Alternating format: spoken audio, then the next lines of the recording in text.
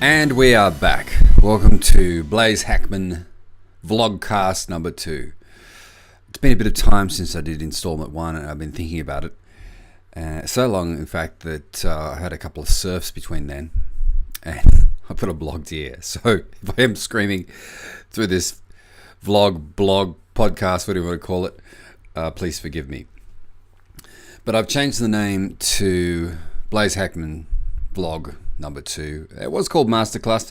Didn't feel entirely comfortable with that because I think if you get invited, like Kevin Spacey, to the Masterclass online mastery series, or a famous screenwriter or a singer, then you can label yourself as a master. Not that I'm not a master, but I just feel more comfortable if someone else gives you that title.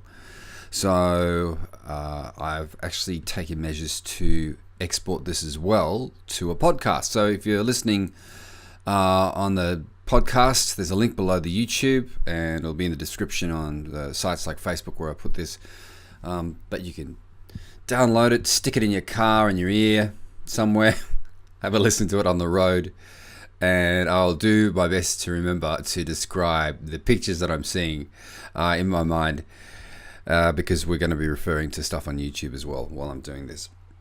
So continuing on from where we left off, just to tell you exactly what this is about, this is a creativity vlog, and I guess with YouTube, it's something I've been interested in exploring for a long time. I've been posting videos for a long time, but I'm kind of narrowing down exactly what I like to do, what I think I'm good at, and I think that this kind of film creation, weird idea thing, it's what I do. It's a kind of pastiche of all the things that I've knowledge I've acquired over the years, a bit of acting, a bit of voiceover, a bit of writing, a bit of making my own projects, putting together and coming up with a theory of how I do things. And in particular in relation to my project Painted State, which is a story about the apocalypse and how people survive the apocalypse, and they find this paint they put on their faces to survive in a post-apocalyptic world, and they discover that in fact the paint is a weapon. So it's an idea I came up with myself. I've got a bunch of test scenes that I directed myself, and I'm pitching this. I mean, ultimately this is something that started out as a feature film, third draft, but it is now turning into maybe a 6-part series on Netflix. I mean, we all love to do that, wouldn't we? This is part of the pitch process.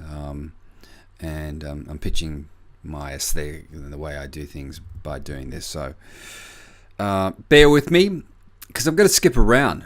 I guess the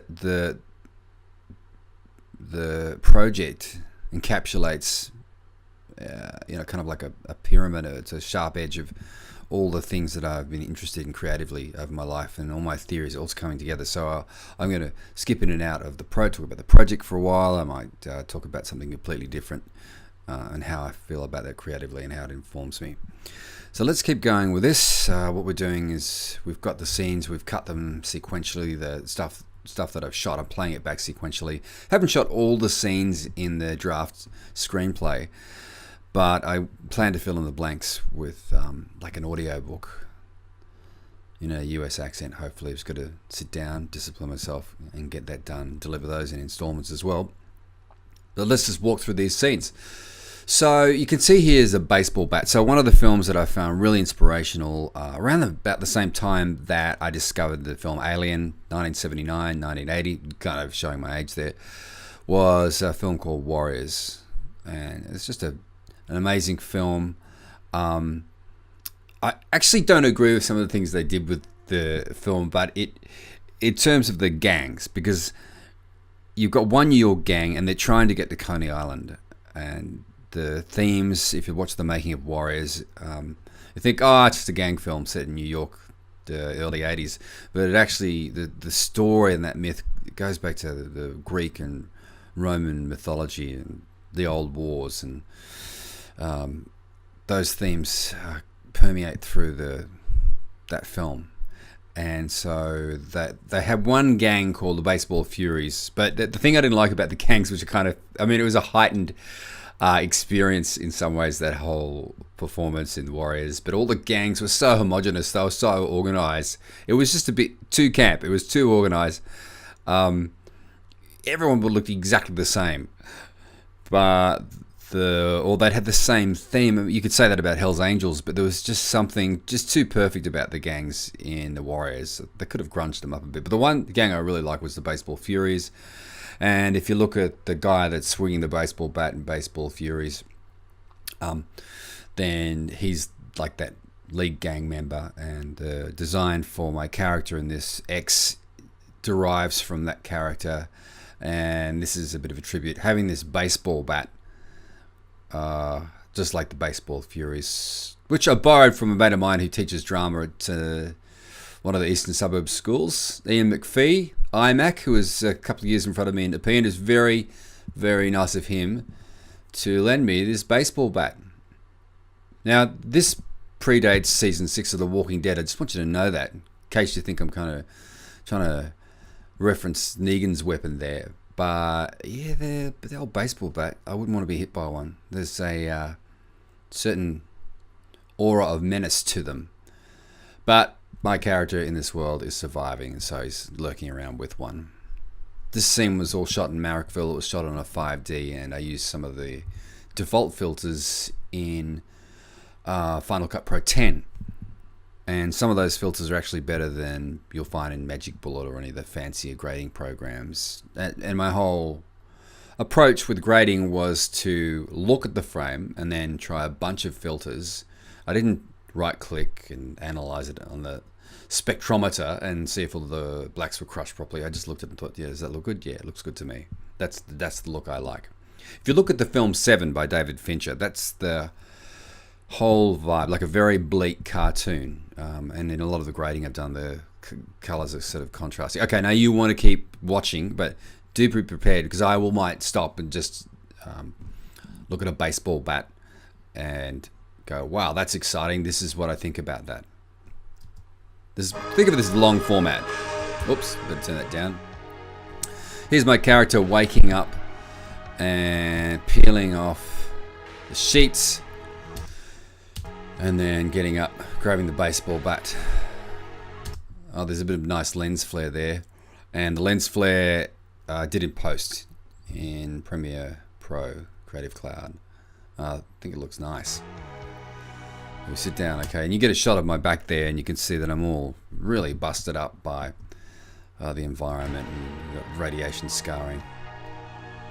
Okay, so if you look carefully at this frame, you can see our first AD and our second AD in this shot. So on the left is my mate Michael Albasha, who I met on another film. I love this guy. He's a lot of fun, and he became part of the on-screen talent in Broken Hill when we shot. Just had this character grew over time. I think things should grow organically when you're creating stuff. And so I came up with this idea of Trash Clown, of this insane clown. Everyone thinks he's mad, but he kind of ends up as a bit of the genius of the film. And so you've got references to Blade Runner in this film, where the scene where Deckard goes into this big warehouse and he's being chased by Roy Batty, and you've got replicants lurking around, and then Pris is in Blade Runner is pretending to be a doll under the plastic sheet. So it's a bit of an ode to that.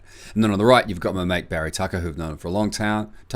Did a show with him at the New Theatre in Newtown many years ago. And we've done a couple of projects since then.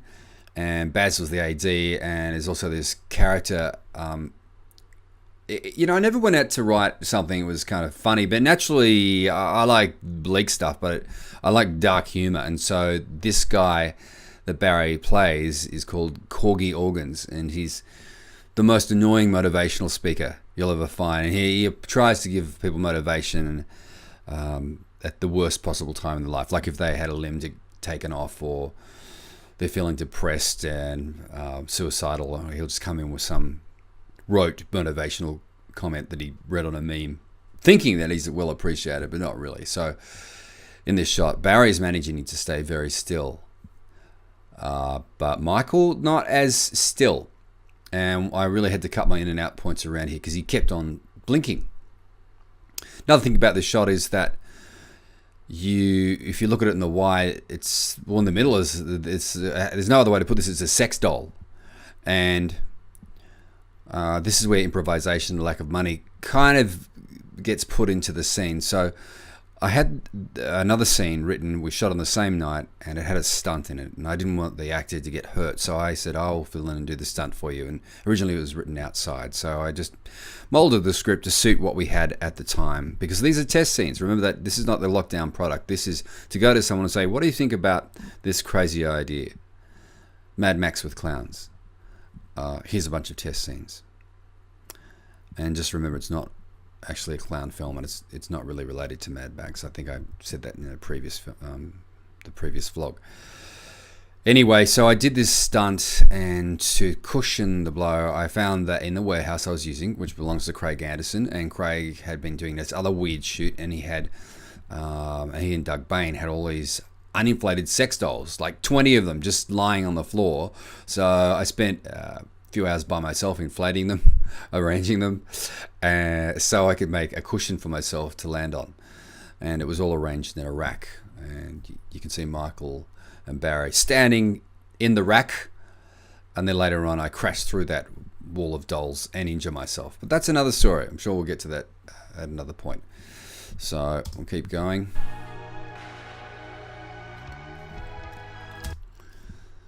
So this makeup here is done by Amy Conway, who I found sort of through Suli Olio, a fantastic wardrobe person. And Amy came along. Originally I was going to get makeup. I was going to get the artists trained in a workshop, which we did for makeup, and they'd apply it themselves. But then I needed prosthetics and going to Broken Hill and there's enough stress. I didn't need to take any more on. So I decided that I'd pay Amy. She came along, and I negotiated with her to also do this incredible scarring on the back. It's so much better in my mind. Sometimes when you're making things, you have to let the vision go because of budget. You can't get exactly what's in your head onto the page or on the screen. In this case, it kind of exceeded my expectations. This pock-marked radiation burns.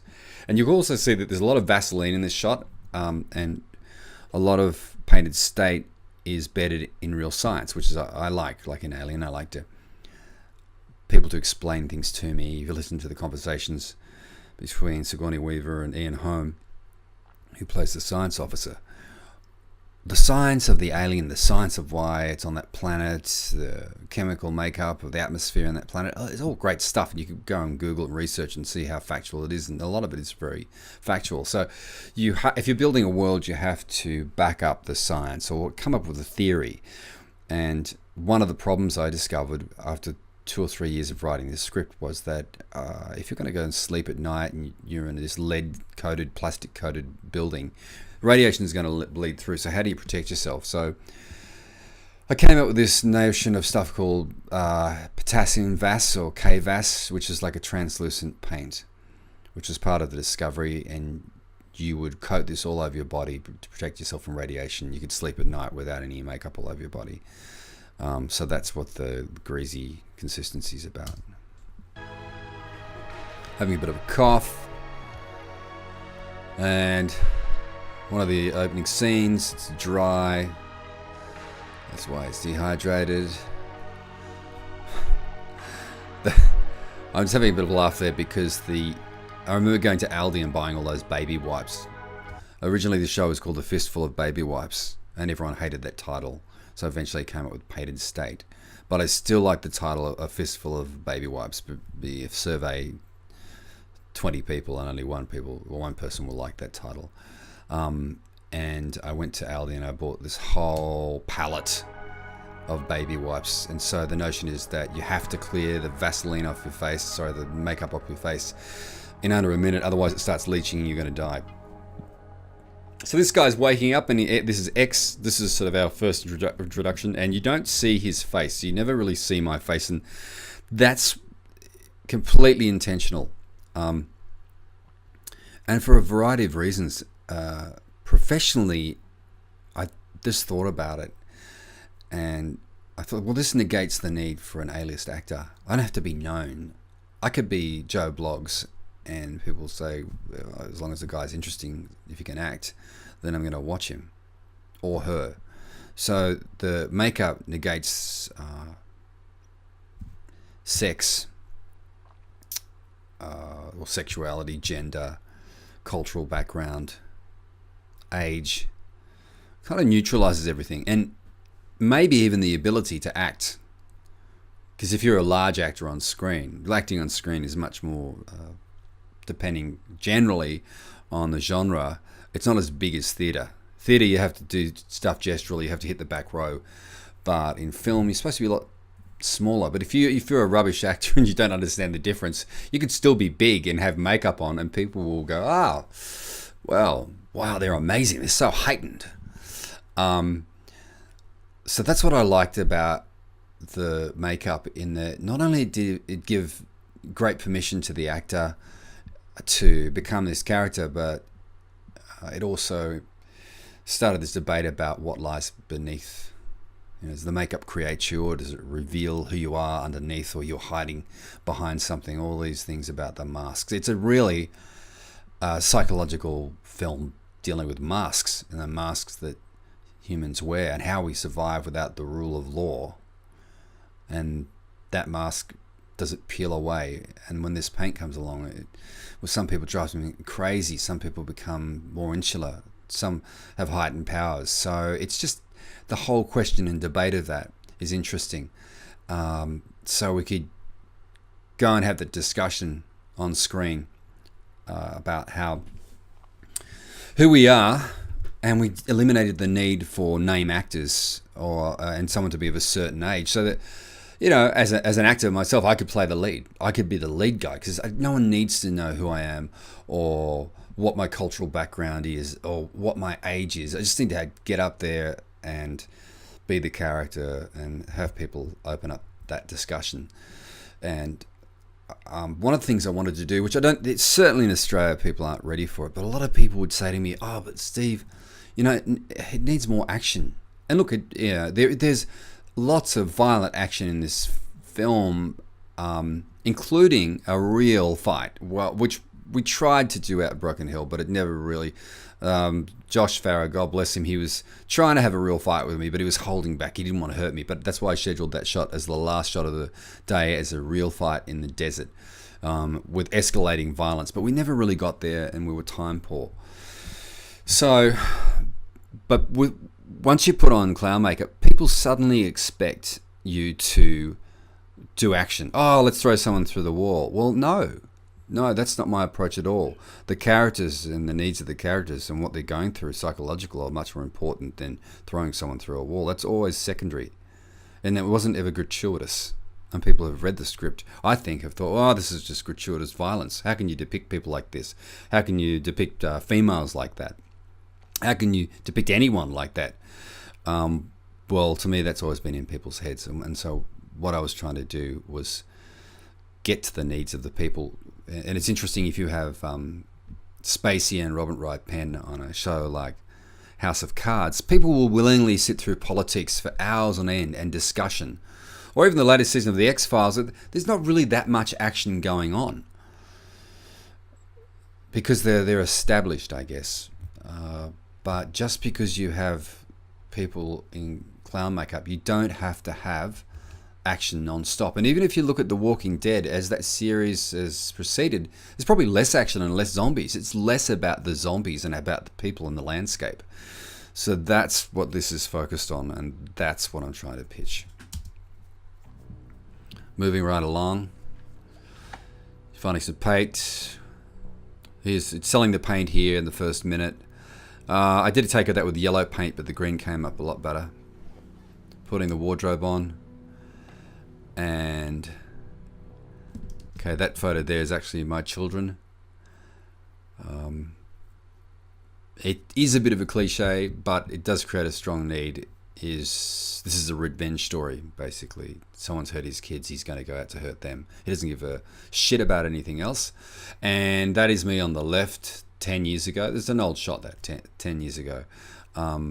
but that's why I covered my face on purpose, and my kids' faces, and my youngest. Well, he looks completely different. But it covered my face because people don't need to know who I am. They don't need to know who I was. They don't need to know my history. And, one of the bands I loved as a kid growing up, and they really informed this as well, subconsciously, was Kiss. And Kiss went for years without unmasking themselves, and eventually they did. But it was the tension that was created by not knowing what this person looked like. And maybe if you did find out, then you might be a little disappointed. So my idea is to always keep X, maybe until the last season, the last shot, behind a mask. Hopefully I'm still as good looking by then. Someone sent me a message. Okay, keep going. I was kind of half joking about that. Okay, so there we go, grabbing the cans and leaving. So that, we'll just pause that. Let's get back to this idea again. This is a short form, and I don't like saying it. Oh, it's Mad Max with clowns. That's the simplest thing that people can understand. That's the best way to pitch it, to get your foot in the door so that people don't stop the conversation and they go, oh, that's pretty good. And a lot of people I've worked with in Australia on a thing I did with Gaylan Hurd, didn't have spent much time with her, but a lot of the people who were in makeup, prosthetics, just love the idea of this. And so if I was to encapsulate the whole story, this is it. In the beginning came the war. To survive the war, we put on the paint. But the paint did something to us. And so a new war began. That's the idea. All right, well, that's vlogcast number 2. Make sure you download it.